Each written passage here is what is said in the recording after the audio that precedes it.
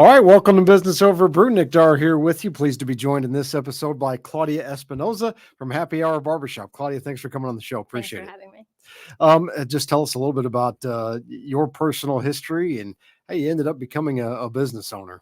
So I started doing hair about 25 years ago. Okay. I know it's been a minute, Right. but it's been great to me. I worked in a barbershop business pretty much my whole life, and one day I just kind of dawned on me. My kids were getting older. I wasn't there for them, and Right.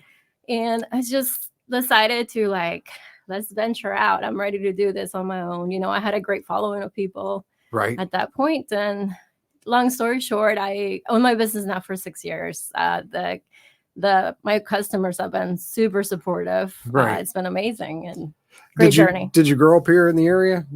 No, I'm originally from Mexico City. Okay. And then my grandparents and most of my family moved in Alton. They were born and raised here. Mm-hmm. And my mom wanted to be close to them before Sure. they passed. So. Okay. And they left me, and I'm here by my own. So did you kind of have, when you started 6 years ago, did you have an inkling, or did you know that a lot of customers would come with you, or was it just a kind of a leap of faith? It was more, I would think, more of a leap of faith. Mm-hmm. And like I said, I know how guys are. They're very loyal when it comes to your hair, right. Sure. Definitely. And it was one of those, if you guys want to follow me, this is what I'm doing. Like I said, there's people that I've had for 20 years. I've been cutting their hair for 20 years. So I'm like, they knew what I was doing. I wasn't being unfaithful to anyone. Right. So well, and I think the fact that you'd been there so long probably had a lot of long-term customers. Absolutely, probably gave you a little bit of comfort and safety before you opened up on your own, that at least somebody's going to come with me, right? So yes, I mean, most of my customers that I had, like I said, has been the barbershop that I worked previously. I was there for 17 years. So right. It's not like I jumped from a place to another. So talk us through how you came up with the concept. And first of all, I guess for people that don't know, what is the concept? What makes it unique? So we are mostly a walk-in basis barbershop. Mm-hmm. I have my people that work for me. I have great employees right now. I have 3 employees that work for me. And it just gives them the opportunity to create new clientele, new business. And, we've been struggling finding help, and we can't keep up. Right. We're so busy. Well, it's better to not be able to keep up with demand, I guess, than not have demand, right? So yes. So the way we work is, like I said, it's a walk-in barbershop. Mm-hmm. And then we have complimentary drinks as far as beer, water, coffee, anything that anybody wants to help themselves through. We also have free arcades. So people just kind of help themselves do whatever they want. Makes the wait very easy. Right. And kind of creates maybe a little bit of a social experience too, rather than just go in, get your hair cut and go. Absolutely. My thing why I decided to open a fun place like that is because the wait that you would have at a doctor's office, that's right. never fun, right? Or any office, dentist, you just sit there, be quiet, listen to the music that is boring. So we try to keep it fun, and just very lively. Right. So I like always hearing the story of how you came up with the name, who was involved in that, and when did you finally settle on, okay, this is it? Well, it was actually having drinks with my ex-husband. And then we were just having dinner. We've been talking back and forth, should I do this? Right. And I just, like I said, going back to making the wait easy. And then when I opened my business, it was a very gray area, whether people were going to accept me or not. Sure. And it was a little iffy at first. And the first year that I opened up, it was very welcoming, Talk about, I always like to hear about those first couple of days, the first week when you open the doors. I guess, first of all, the process of finding a location for you being a brick and mortar had to be, maybe there's a story there too. There is actually a story to that. The place where I'm at, I grew up there as a child. That's what the house that my parents bought. And they wanted me to take over it. Mm-hmm. And at that point I was like, no, it doesn't really make sense for me. Right. And like I said, I got married, then my thing, did hair for a while. And like you said, I almost bought Fletcher's. That was going to be, but my concept that I wanted with the arcades, that his shop was not big enough for what I was looking for. Sure. So I remember how this place was built, and, and it started slowly, and I started with 2 chairs, and I believe now I have 7. Oh man, wow. 8, so. So it's a big space. Yes, it's a pretty open space. Right, Yes. right. So talk about that first week when you do finally open the doors, and what are you feeling there? Definitely little butterflies in my stomach, Right. but it was a great feeling. I opened for my people like a week before that I opened for the public because I knew those guys were waiting for me. Right. And it was like I got bombarded that first week. I'm like, this is good. This is, my people are good. And then it was a little slow, of course, like any business when you open right off the bat. Right. So my business, the way I created it, I went door to door, Right, yeah. hey, I'm here. Like, Yeah. And I offer free stuff, gave stuff away. That's how my advice would be, like, get out there, show who you are. You can't sit down and Right. Well, and you don't have a huge advertising budget usually when you open the doors. So your advertising budget can be your time, like you said. I mean, just putting in the sweat equity and going door to door is it's an old school but great way to do it. It worked. I mean, it worked in my favor, and, right. And every chance that I got to people like you're like, hey, come talk to me. I'm like, absolutely, I'll be there. Right. Yeah. Did you have any interesting stories about knocking on doors? Was everybody nice to you, or is there some people like, what are you doing here? Pretty much. I did have one person, I'm like, no, we don't want you here. It's literally slammed the door in my face. But I was welcoming everything and anything at that point. I'm asking as a veteran of making face-to-face contacts or face-to-face, introductions. I've done it in this business, going face-to-face to business owners, which is a little bit different. But then I worked for Edward Jones for a number of years, and that's how you started, going out and knocking on residential doors. Absolutely. And you did get some slammed in I did get some slammed in my face, that's for sure. So you know the feeling. Yes.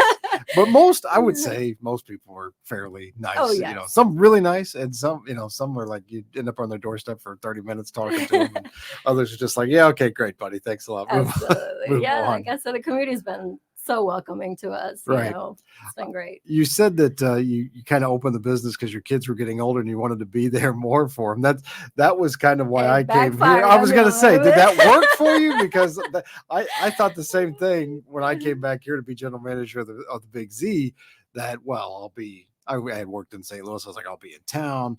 I'll have flexibility. Oh, yeah. And it's been like the total opposite, really, in terms of time available. I kind of took a little bit when people tell you, you're a business owner, you can do whatever you want. I'm like, you can. To an extent. But it's also on your shoulders to make it work for everybody. And also, I have found that, the biggest problem is not so much that I'm not as home as often. I'm probably not home quite as often, but even when I'm at home, I'm still thinking about it. Like I can't, it's hard to escape it. So are there some things that I'm asking for personal advice here? Really? Are there things that you've done to kind of get away from it? No, I wish if you come up with I something. will. Okay. Because it's one of those things, like if you want to succeed, you'll never stop. Right. You'll never stop. What's been the biggest challenge for you since opening the doors? Definitely employees. Yeah. Definitely. Like finding them managing them too, or both. Right. Both, and I hate to say it this way, but I've always been, I get close with my employees and it kind of backfires on me a little bit. It can, right. Yeah. And so that's been at least, it's been a challenging curve as far as on my part. Right. But I mean, I wish everybody the best, Has this always been the industry that you wanted to go into? Is very hard.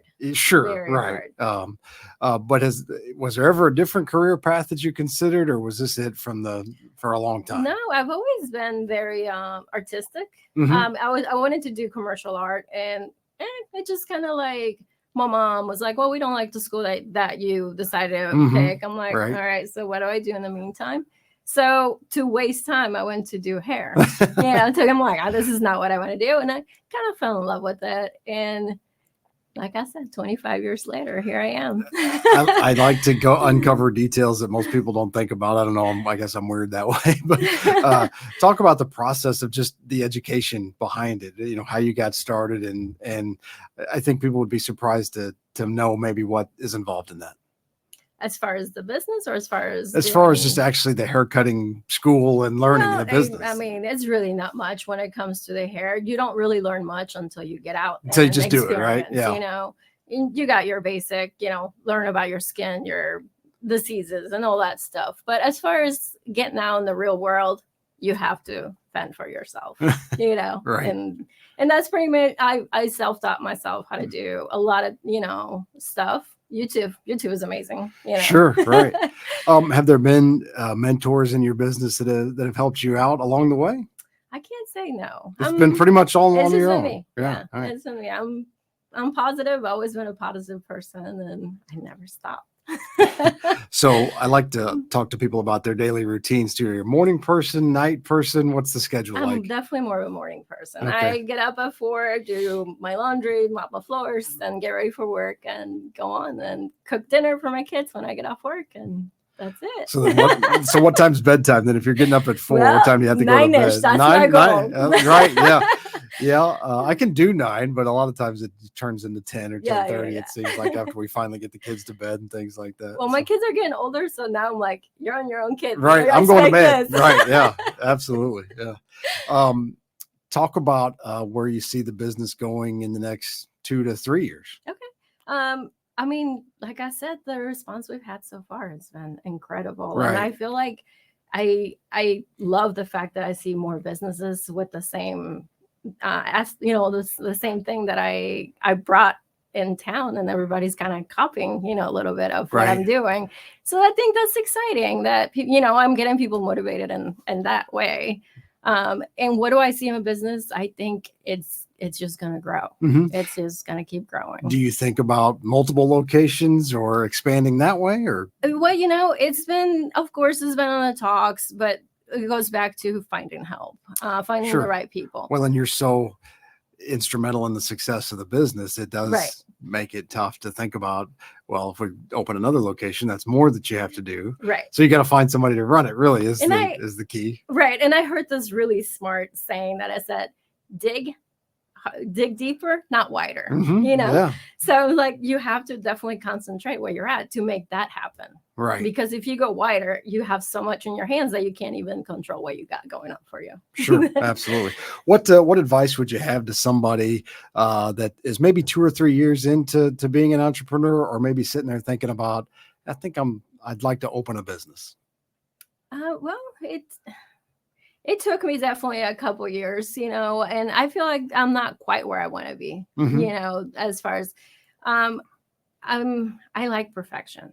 Mm-hmm. And I'm a perfectionist when it comes to a lot of things. Right. And I mean, most people are like, what else do you want? You know, but it's to me, I want to make people happy. And right. There's always more clients that you could have. And, right. Yeah.